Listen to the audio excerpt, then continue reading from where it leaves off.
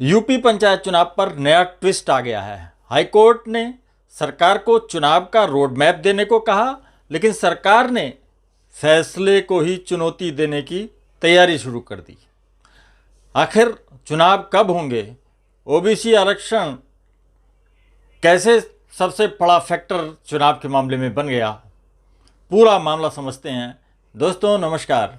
उत्तर प्रदेश में पंचायत चुनाव को लेकर बड़ा विवाद खड़ा हो गया है। मौजूदा प्रधानों को एडमिनिस्ट्रेटर बनाने वाले फैसले पर सरकार ने पूरे दमखम के साथ अड़े रहने का मन बनाया है।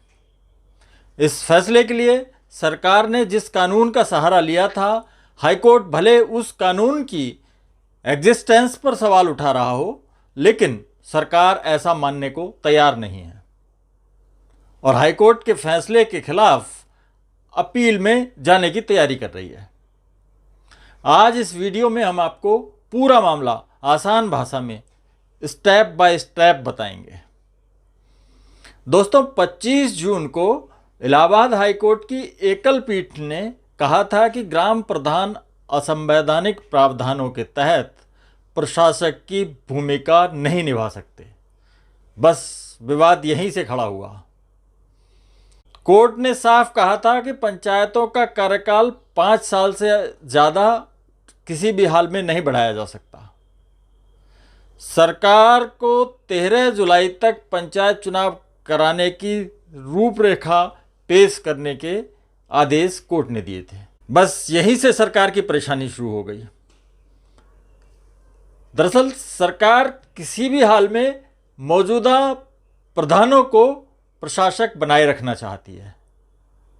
इसलिए यूपी सरकार हाईकोर्ट के इस फैसले के खिलाफ अपील में जाने की तैयारी कर रही है। क्योंकि ये फैसला सिंगल बेंच का था, इसलिए सरकार डबल बेंच या फुल बेंच में इसे चुनौती दे सकती है। सरकार का कहना है कि उत्तर प्रदेश पंचायती राज अधिनियम 1947 की धारा 12/3A अभी भी लागू है। इसके तहत अगर चुनाव समय पर नहीं हो पाते तो प्रशासक नियुक्त किए जा सकते हैं, जबकि कोर्ट का कहना है कि इस धारा का अस्तित्व खत्म हुए 25 साल से अधिक गुजर गए। हाईकोर्ट पहले भी कह चुका है कि इसका इस्तेमाल चुनाव टालने के लिए नहीं किया जा सकता। अब सवाल है कि असली मुश्किल कहाँ है? दरअसल पंचायत चुनाव में ओबीसी आरक्षण का सही निर्धारण करने में समय लगेगा। इसके लिए सरकार ने 18 मई को समर्पित पिछड़ा वर्ग आयोग बनाया है। आयोग पूरे प्रदेश में पिछड़े वर्गों की आबादी के साथ ही सामाजिक और आर्थिक स्थिति का सर्वे कर रहा है।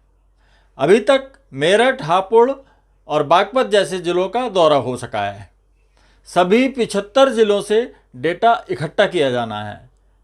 आयोग के अध्यक्ष रिटायर्ड जस्टिस रामोतार सिंह के मुताबिक रिपोर्ट तैयार होने में करीब 6 महीने लगेंगे, यानी रिपोर्ट नवंबर 2026 तक आ सकती है।